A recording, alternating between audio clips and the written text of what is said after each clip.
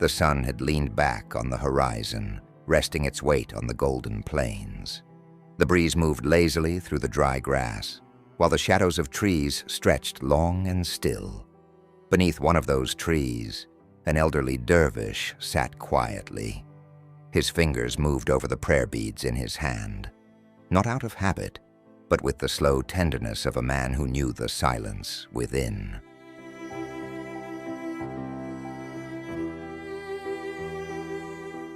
In the distance, he noticed a young woman, perhaps 20, in the full bloom of her youth, walking through the golden field with calm determination. She held a woven basket filled with apples, her face, flushed from the heat and the long walk, bearing the kind of redness that only sun and effort can bring. The dervish rose slowly from where he sat. Dust slipped gently from his robe.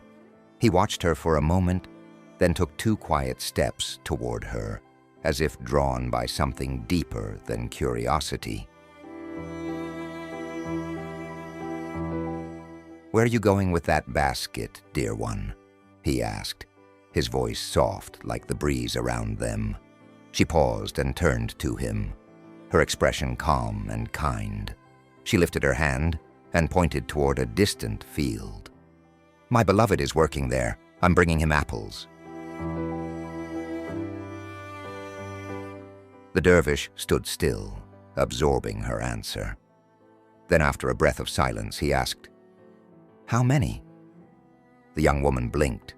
A look of gentle surprise crossed her face, followed by a slow smile. She tilted her head ever so slightly.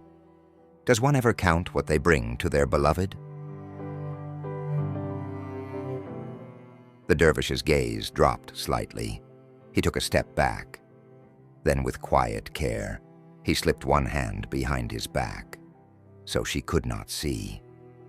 There, he gently broke the thread of his prayer beads, and the beads, like silent moments, fell softly to the earth.